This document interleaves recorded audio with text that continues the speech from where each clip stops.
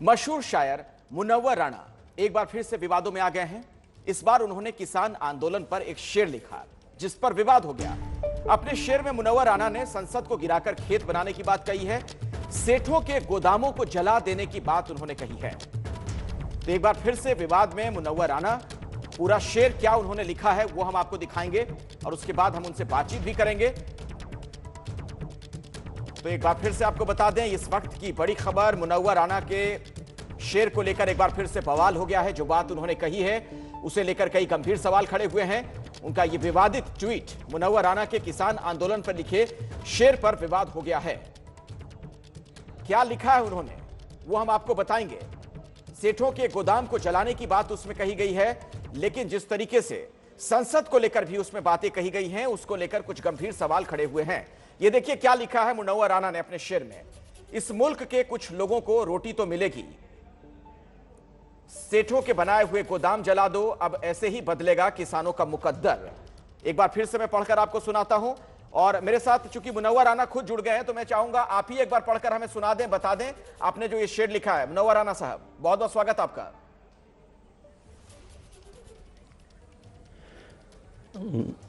इस मुल्क के कुछ लोगों को रोटी तो मिलेगी, अब ऐसे ही बदलेगा किसानों का मुकद्दर, सेठों के बनाए हुए गोदाम जला दो, मैं झूठ के दरबार में सच बोल रहा हूँ, गर्दन को उड़ाओ मुझे या जिंदा जला दो। इसमें एक और लाइन है कि संसद को गिराकर वहां कुछ खेत बना दो। उसमें एक लाइन आपने पढ़ी ना आपने, लेकिन ये कि जिस व्यू से हमने कहना चाहा उसके मतलब जब नई संसद भवन के लिए उसकी सब तैयारी हो गई और उसका इनॉग्रेशन भी हो गया, तो जाहिर सी बात है कि अब ये संसद भवन तो बेकार हो जाएगा, तो कम से कम यहाँ खेत ही बना दिया जाए, बजाय इसके कि एक बिल्डिंग पुरानी पड़ी रहे। तो उससे अच्छा है कि उसको वहाँ खेत बना दिया जाए, वहाँ कुछ किसान काम करेंगे, कुछ लोगों को रोटी मिलेगी। तो इसमें बुरी बात क्या है? लेकिन सबसे बड़ी बात यह है कि अब इस मुल्क में एक ऐसी इमरजेंसी लगी हुई है जिसमें ज़बान खोलते ही शायर यानी ये दुआ करना चाहिए हुकूमत को कि अब आइंदा जो लोग भी पैदा हों वो इस देश में गूंगे पैदा हों, ताकि वो कुछ बोलें ना, कुछ कहें ना, कुछ कहने की हिम्मत ना करें। जो भी कहें उस पर उन्हें देशद्रोही, जिहादी, फसादी, जितनी गालियाँ, माँ बहन की जितनी गालियाँ आती हैं IT सेल को, सब हमारे उसके ऊपर ट्विटर पे हैं। हमारा मुकाबला करा दिया गया कि ट्रंप ने जो किया वो मुनव्वर राणा कर रहे हैं। तो ट्रंप ने जो किया वो यहाँ करने वाले बहुत से लोग हैं, हमारी हैसियत ट्रंप की तो है नहीं। लेकिन जो बात हमने कही है वो इसके लिए कही है कि इस तरह किस्तों में मरना मुझे मंजूर नहीं। अब मेरे शहर को फौजों के हवाले कर दे। ये रोज़ 2 किसान खुदकुशी करते हैं, 4 आत्महत्या करते हैं, 8 सर्दी से मर जाते हैं, इतने लोग मर गए। जब किसानों की ज़मीन है तो ज़मीन का फैसला भी ज़मीन वाले करते हैं, हुकूमतें उनका फैसला नहीं करती हैं। अपना फ़ायदा और नुकसान जितना किसान समझता है, जितना ज़मीन का मालिक समझता है, उतना हुकूमत नहीं समझती है। हुकूमत को इसमें ज़िद करने की क्या ज़रूरत है?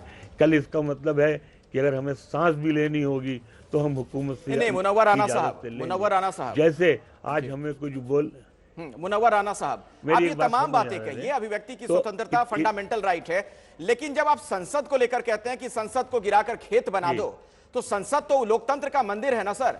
इस देश में जो हम लोगों ने आजादी की इतनी लंबी लड़ाई लड़ी, उसके बाद हमारा देश जब गणतंत्र घोषित हुआ, आपको पता है कि संसद का क्या महत्व है इस देश में, आप अच्छी तरीके से जानते हैं। आप एक विद्वान हैं, आप एक शायर हैं, और देखिए मैं आता हूं आपके पास, मैं आपको समय दूंगा, मैं आपको समय दूंगा मुनव्वर राणा साहब। लेकिन आपके शेर पर बीजेपी के सांसद गौतम गंभीर ने यह कहा कि ऐसे लोगों का विरोध कानून से नहीं, प्रधानमंत्री मोदी से है। सुनते हैं क्या कहा उन्होंने। एक चीज मैं कहना चाहूंगा कि मोदी सरकार कभी भी ना किसानों के खिलाफ थी, हमेशा हमेशा रहेगी। और ये वही पॉलिटिकल पार्टीज हैं जिन्होंने इस लॉ को इम्प्लीमेंट का समर्थन किया था, और आज वही पॉलिटिकल पार्टीज हैं। लड़ाई इस कृषि बिल से नहीं है, लड़ाई सिर्फ ये है कि मोदी जी ने इसको पास किया है, तो लड़ाई को बहका के किसानों के दम पे राजनीति क्यों करना चाहते हैं?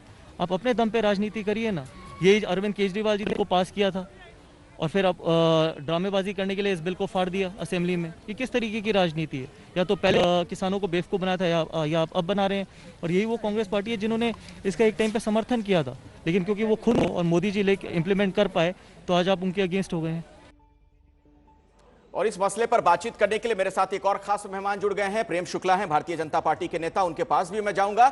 लेकिन मुनव्वर राणा साहब, पहले मुझे ये बताइए, आप पर आरोप ये लग रहा है कि दरअसल आप ये जो तमाम बातें कह रहे हैं, ये जो शेरो शायरी की जुबान में ये सारी चीजें कह रहे हैं, आपका दरअसल विरोध प्रधानमंत्री मोदी से है। जी नहीं, प्रधानमंत्री मोदी से मेरा कभी विरोध नहीं है। और बेसिकली मैंने ये बात कही भी कि मैं उन्हें ज़ाती तौर पे मैं उन्हें पसंद भी करता हूँ, मैं उनका सम्मान भी करता हूँ। बात ये उसूलों की जंग है, यहाँ पर उसूल की बात है। और उसूल की बात पर अगर शायर नहीं बोलता है, कवि नहीं लिखता है, इंसान नहीं बोलता है, तो ये जुर्म है। हालांकि मतलब ये कि जिस तो आप बोल तो रहे हैं सर, हमने जिस तरह हमने संसद भवन तो मुनव्वर राणा जी, आप बोल तो रहे हैं, आप लिख तो रहे हैं। जी नहीं, मैं बोल रहा हूँ, लेकिन उसके बदले में कितनी गालियां मुझे खानी पड़ रही हैं कि इसका भी तो अंदाज़ा लगाइए आप। तो इस बोलने की, इससे पहले भी मैंने एक शेर लिखा था करीब 15 साल पहले कि चलो गलत बाजार की जानिब चले आए हैं हम, शायद चलो संसद में चलते हैं, वहाँ भी सेल लगती है। तब कोई ट्वीट नहीं आया मेरे पास, तब ट्विटर था कहाँ आया। लेकिन ये अचानक क्या हो गया था कहाँ कि सर? कोई भी, हाँ, ट्विटर कहाँ था तब? नहीं, ट्विटर नहीं था, टेलीफोन तो थे। नहीं, टेलीफोन तो थे, बहुत कम अखबार थे तो सर, थे, टेलीफोन भी। खत में लिखा तो जाता था, प्रेम लेकिन शुक्ला। उस वक्त तो नहीं था। हाँ। लेकिन जितने प्रेम शुक्ला जी, जितने दरअसल दर्द ये है देशभक्त मुनव्वर राणा हैं, वो सब का, जो वो भारतीय कह रहे हैं, जनता जहां पार्टी तक में मैं आ समझ गए। पा रहा जो हूं कि अगर वो अपनी बात कह रहे हैं तो उन्हें गालियां क्यों पड़ रही हैं उसके लिए? उनका कहना है कि बोलने का मेरा हक है। नहीं, लोकतंत्र में खोखले शब्दों की तुकबंदी करके उसको कविताई का रूप देने का पूरा अधिकार है, क्योंकि उस अधिकार का हम सम्मान करते हैं। लेकिन ये जैसे आपकी अभिव्यक्ति की स्वतंत्रता है, उसी तरह से अभिव्यक्ति स्वतंत्रता का सोशल मीडिया के आने के बाद लोकतंत्रीकरण हुआ है। वो लोग भी बात करते हैं, आप संसद गिराने की बात करें, आपका लोकतंत्र है, सामने वाला आपका विरोध कर दे, अलोकतंत्र हो गया। तो लोकतंत्र को जो है हर किसी को बोलने का अधिकार है। ये कोई इस्लामवादी मुगलिया सल्तनत नहीं है कि यहाँ पर संसद को ढहा दिया जाएगा। और कृपा करके मुनव्वर राणा साहब, कृपा करके समझिए, आप तो बड़े श्रेष्ठ ज्येष्ठ कवि हैं। आप बताइए कि जिस देश में पूरे 9 महीने तक 80 करोड़ लोगों को कोरोना काल में खाद्यान्न उपलब्ध कराने वाली सरकार, पूरी दुनिया में और पूरे इतिहास में कहीं ऐसा वर्णन आपको नहीं मिलेगा। आप इतिहास के भी विद्यार्थी होंगे, कंटेम्पररी पॉलिटिक्स भी देख रहे हैं, दुनिया की स्थिति भी देख रहे हैं। 80 करोड़ लोगों को जो सरकार 9 महीनों तक पोषित करने का सामर्थ्य रखती हो, खाद्यान्न देकर मुफ्त का, उसमें अगर आपकी कल्पना लोक में उड़ान भरना है कि संसद की जो जमीन है उस पर ज्यादा लोगों का पेट भर जाएगा, तो आपको कल्पना लोक में उड़ान भरने का पूरा अधिकार है। आपकी अभिव्यक्ति की स्वतंत्रता है, लेकिन आपकी इस अभिव्यक्ति की स्वतंत्रता पर अपना मत व्यक्त करने का लोगों का भी अधिकार है। पहले होता था शायर, संपादक, कवि, पत्रकार, ये अखबारों में छप जाते थे, उनका उत्तर नहीं छपता था।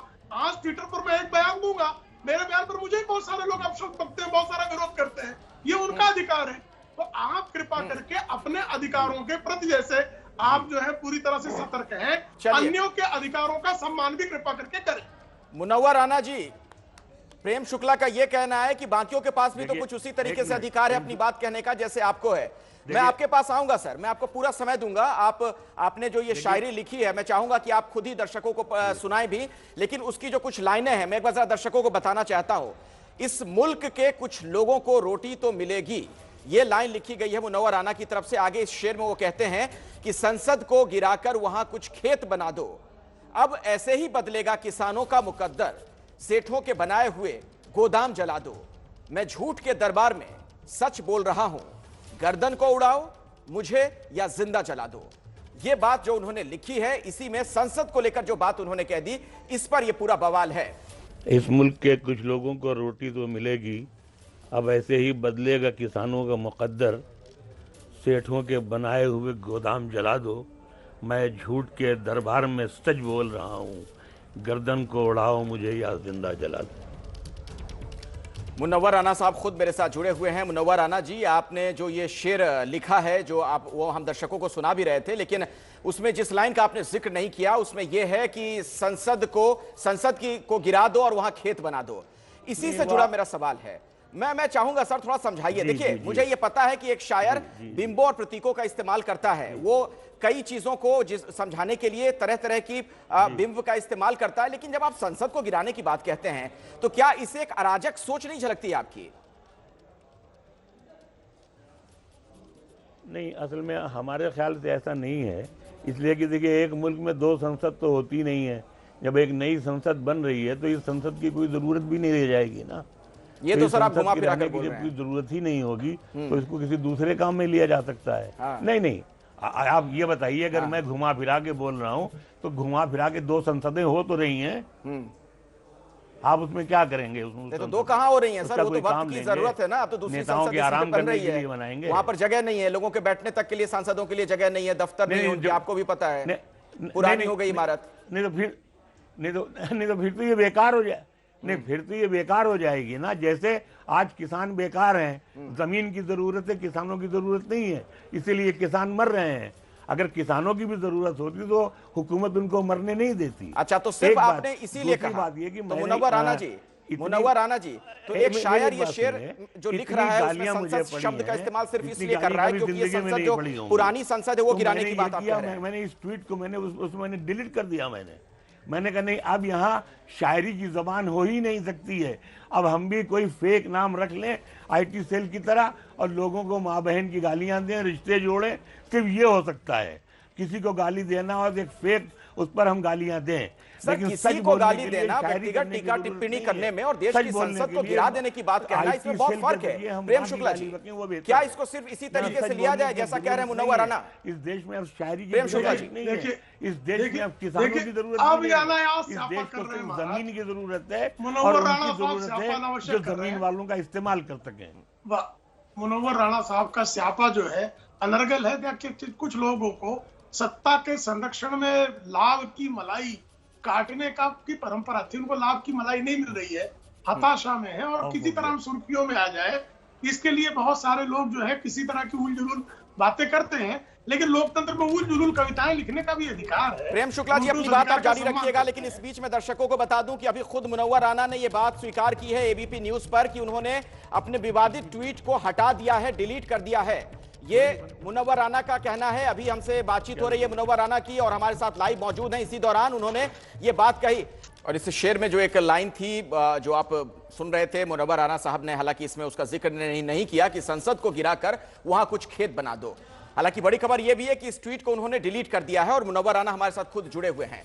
मुनव्वर राना जी, सवाल अब यही खड़ा होगा कि ठीक है, अगर आप अपनी ये बात कहना चाहते थे, प्रतीकों के माध्यम से कुछ निशाना साधना चाहते थे, आपने ट्वीट किया, तो फिर उसे हटा क्यों दिया आपने, फिर डिलीट क्यों कर दिया?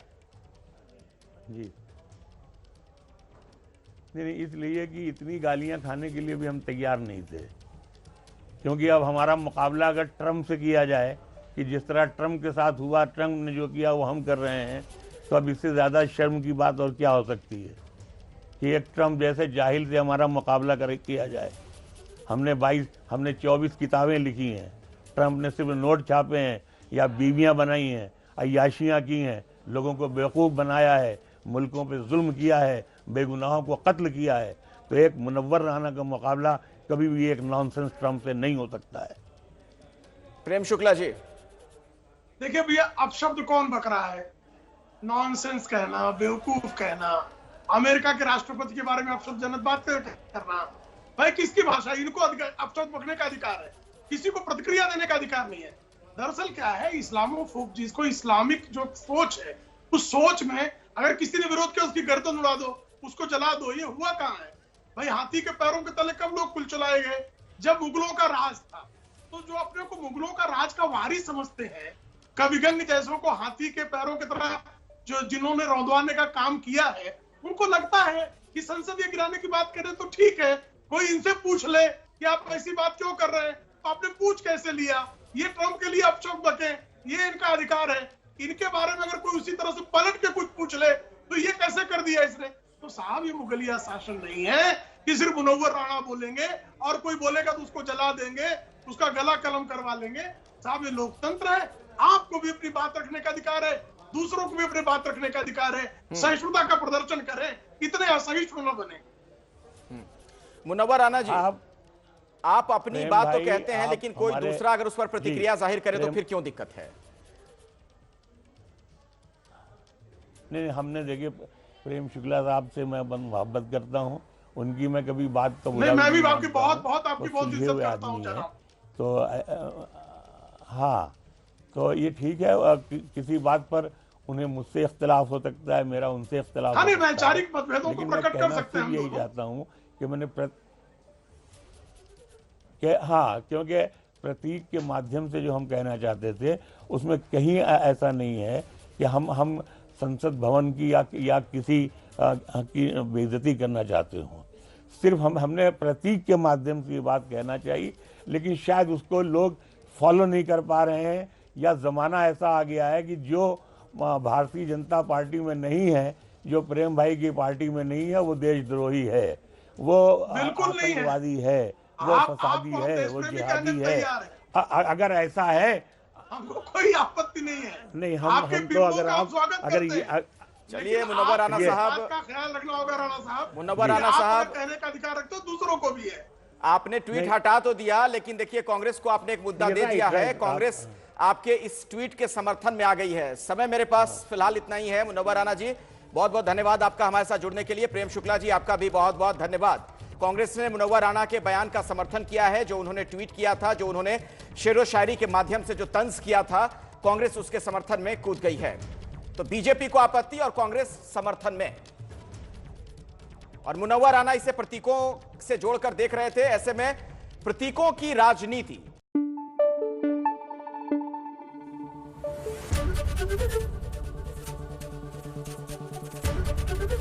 एबीपी न्यूज आपको रखे आगे।